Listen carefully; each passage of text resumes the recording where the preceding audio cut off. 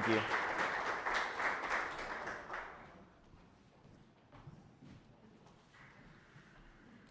Hello. Every time I grab a mic, I have to make a loud noise, so good morning. This is kind of a different one for me. It's in my hometown. I've been doing a lot of speaking lately, and it's been all over the place, and usually I don't have so many friends here. And they think that they're gonna stand along the back wall and make funny faces at me. So I'm gonna ask them to come up here because there's beautiful yoga mats. Come on. Yeah, come on, Max. Yeah, that's you. You're like looking to them, like what? Yeah, friends. Yay, friends. I want that cute baby to come up here too.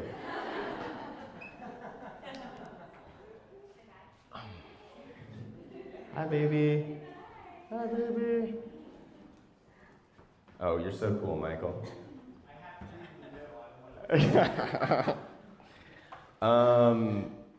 Thank you, first off, Creative Mornings, for doing this. I really feel honored to be asked to speak amongst all the other speakers and be a part of such a cool organization.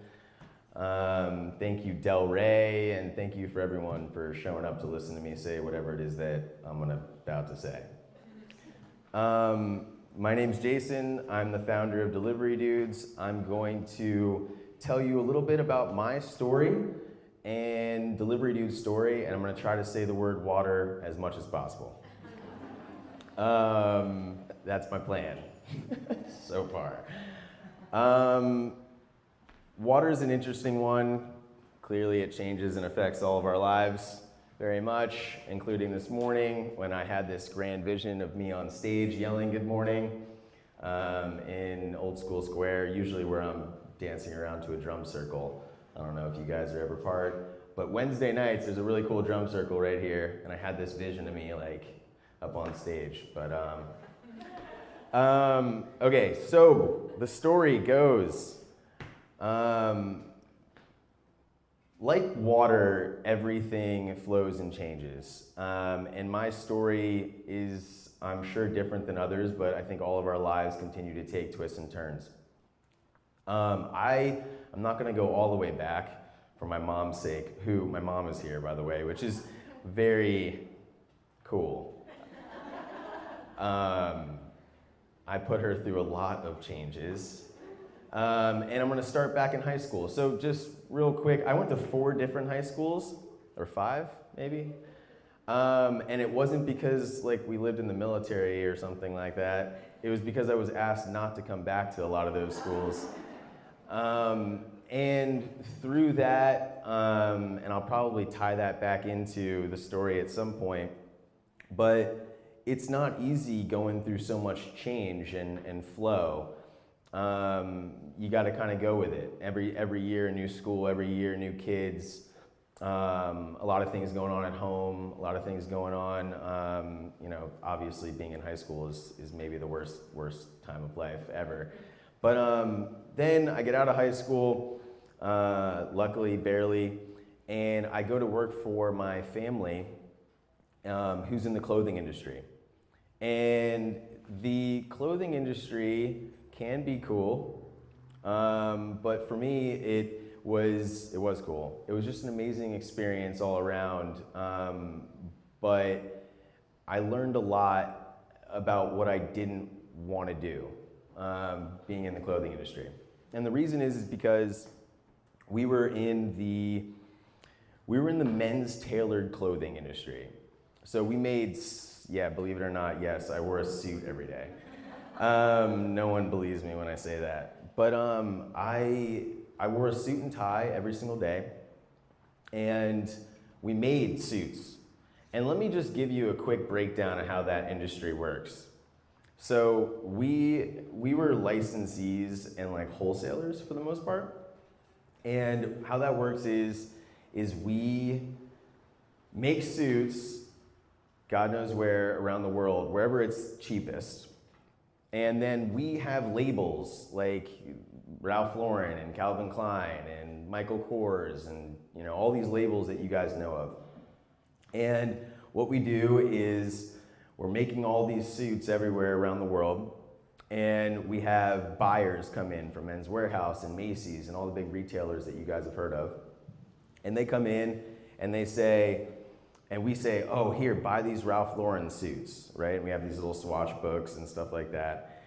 And we say the Ralph Lauren suits are $150 at wholesale. And they're like, okay, cool, we'll take some Ralph Lauren suits. And then they walk out of that showroom, the same showroom, all right? And we take the same swatches and we walk out the back door and we walk in the Calvin Klein showroom, all right, with Calvin Klein labels on them now. And we're like, these are $135.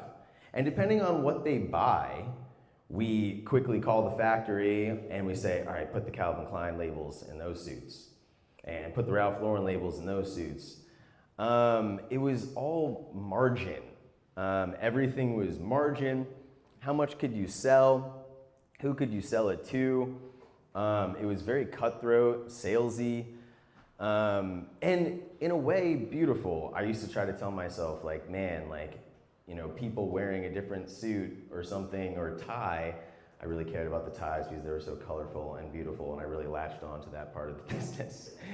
But I was like, man, people can express themselves through this, and I tried to like kind of gravitate toward that positivity. But at the end of the day, it was just it was a very difficult industry to be in, and I was a part of a very large company, and it was just cutthroat in the sense of if you didn't perform, you're out, and everyone's scared of their jobs. And I was just young and naive, and you know, I dare to say ignorant. Yeah, definitely ignorant enough to believe that I could do something different. If I ran this business, everyone would be happy. If I ran this business, I would take better care of my employees and staff. And if I want to run a business that I believe in and that doesn't, I don't think, hurt people. So I like learned all these things that I didn't want to do, and I also saw a lot of things that I eventually, as I scaled a business, you know, realized that you have to do. So my time at the clothing industry kind of ended pretty abruptly with me just like having a freak out and quitting one day.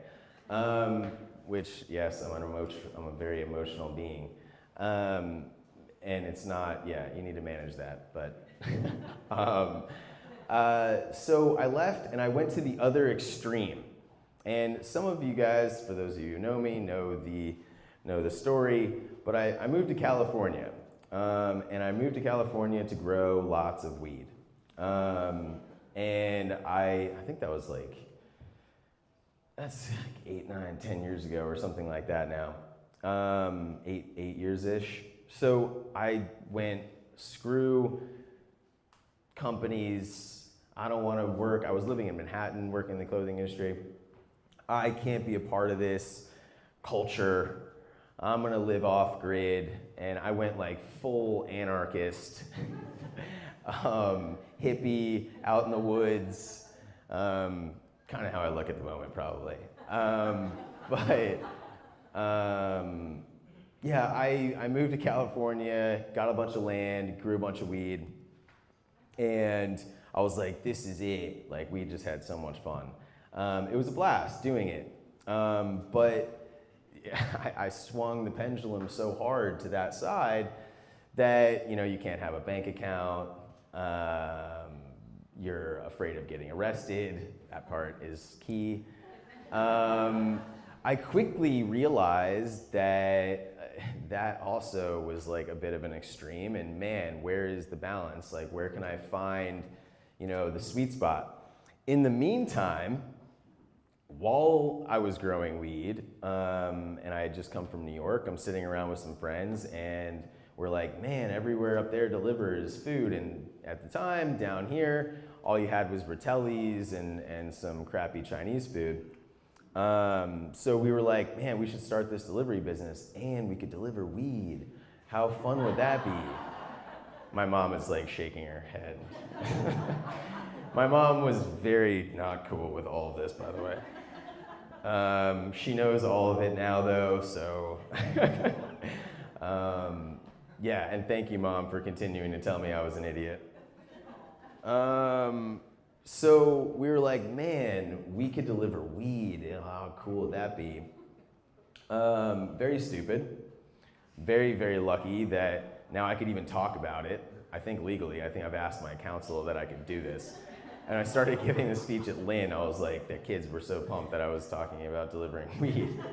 But yeah, so I could legally talk about it and definitely wasn't able to legally do it at the time.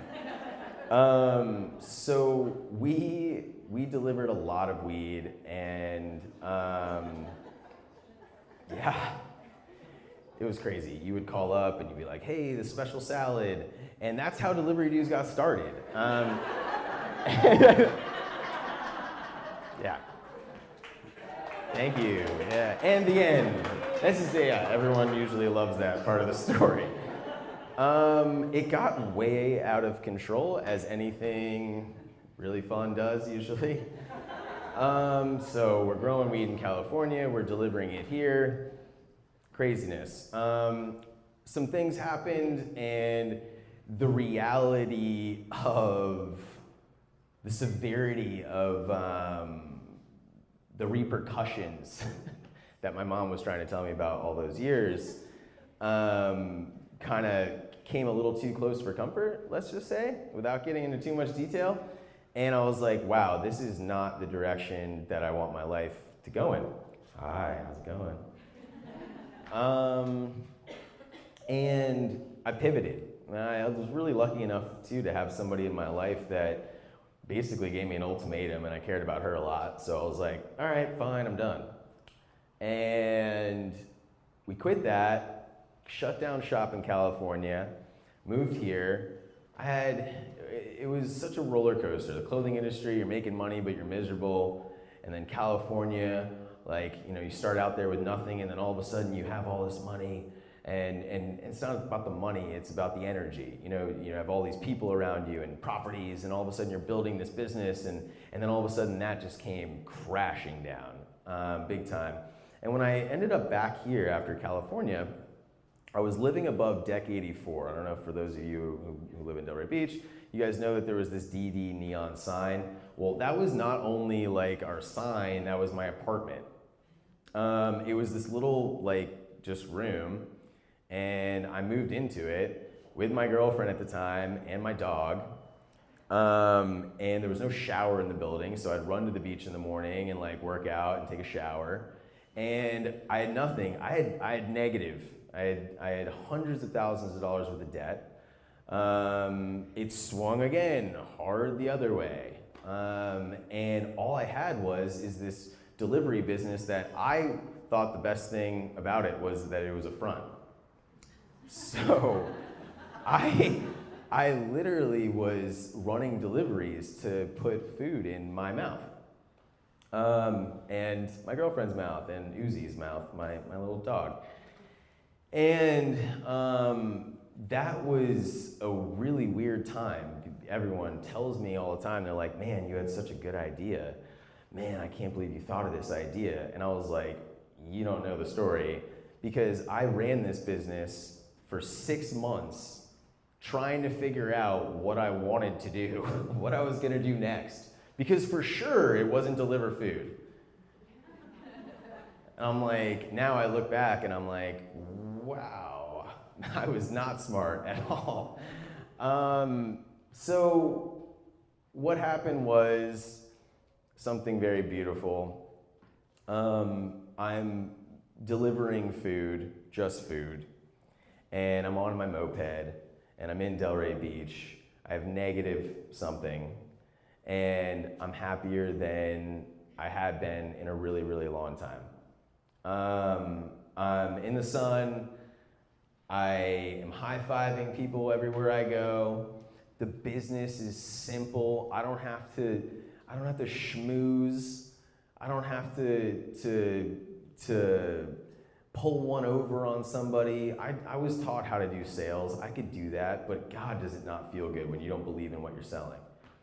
And I am talking to restaurant owners and saying, hey, I just want to bring you more business. And they're like, we already give first responders a discount or something like that. And I'm like, cool, like, let me just bring you more business. And they're like, awesome. And then I pick up their food at a discount and I drive it to these customers' house, or I drive it to somebody on the beach, and they like obviously are stoked, unless the food is cold, then they're not stoked. But majority of the time, they're just happy. And man, it made me happy just being able to be in a business that I was honest and happy about. And it just felt so good. And when you feel good, naturally things just kind of explode. And when you're doing something that you love, things grow. I didn't even, again, realize how much I loved it until Michael, who you heard in the beginning, we call him Papa Dude. He's like, hey man, like, this is actually kind of starting to work. And I'm like, what do you mean work? I'm trying to figure out what to do. And he's like, no, this business is actually working. And I think we could actually make money and grow this and do this. And so we really started getting after it. And that was about 6 or 7 years ago. And I'm gonna try to move this along. I don't know how much time I've already taken. But basically, then we created this really cool thing. I wasn't a Stanford grad. I wasn't a Y Combinator, startup guy. Now I understand that language. I understand how to raise money. I understand all of that whole end of the spectrum and how to scale a business differently than I did. But what we did at the time was all of a sudden more deliveries. Okay, well, I always say it like this too.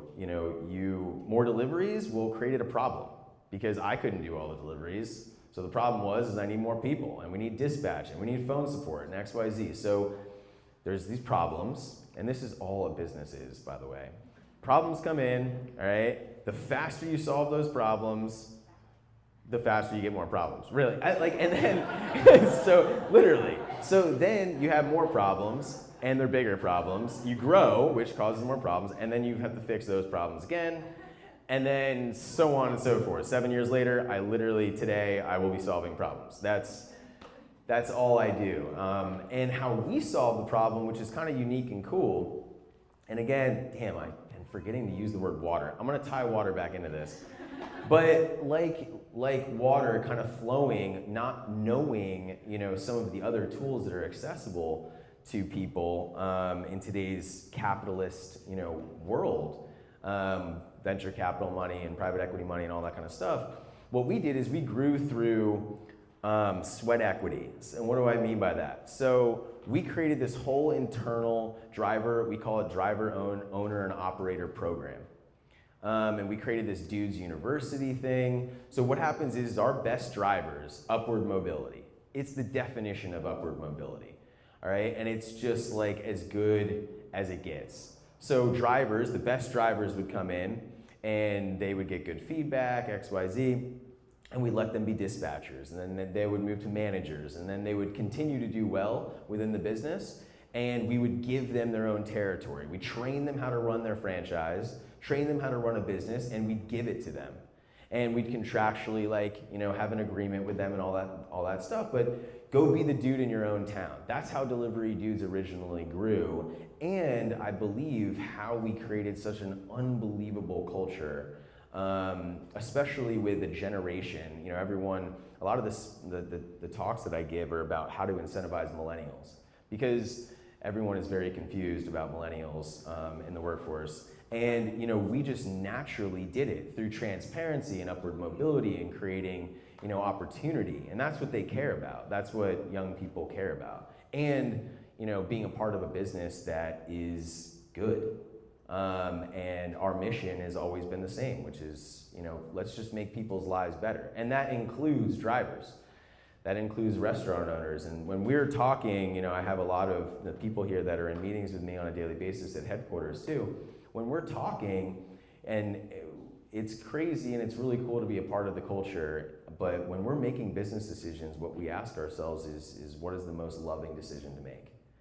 And I don't hear that a lot in other businesses, and I wish I did. Now, you can't make these hippie loving decisions that put you out of business, all right? there's also that struggle balance between, and I struggle between not liking capitalism and loving it and appreciating it. And you really struggle with it. But if you constantly are asking yourself those questions, you can at least sneak it in there every little bit. And then sometimes you get a really big opportunity. And I know you're saying 2 minutes, but okay, cool. So I'm gonna say, you get a really big opportunity, and I want to tell you guys about something that we're working on and that we're doing right now. How many of you guys have heard of 4Ocean? Wow, cool, that's awesome. So 4Ocean is an amazing company started by some of our friends, and they're cleaning up the oceans, and they're doing it in a really really cool way. And we are Delivery Dudes in 4Ocean is doing a collaboration where we are going to be, you're going to see this at some point. I don't want to tell a date because we'll never hit it if I say it. But at some point we're going to have a 4Ocean opt-out button on our website very soon. And you're going to be able to opt out of silverware, single-use plastic silverware. And that is the beginning of what I believe is going to be a really powerful partnership, and we're going to pilot their restaurant program with them as far as to-go materials go, and really try to get rid of all the plastic waste out of the restaurants, because that's one of the things that I'm not only on my staff, myself, my partners, everybody.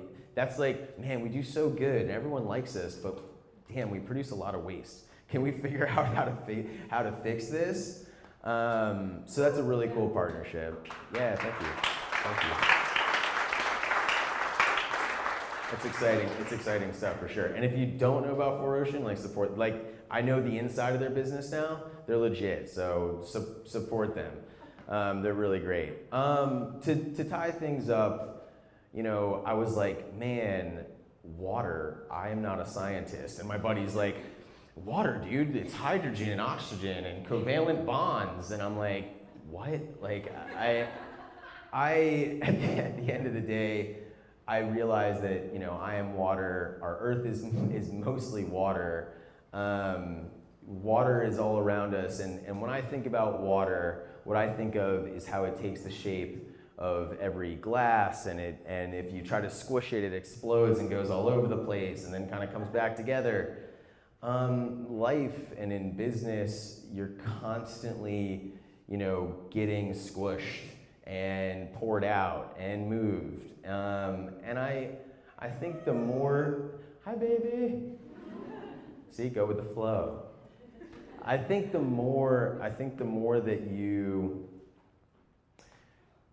let yourself go to the flow with water, being like water, I think the faster that you move along, and I hesitate to use the word faith, but whatever it is for whoever, to kind of be able to let go a little bit and let the universe take you like water, as it enters a glass, I think is really, really important.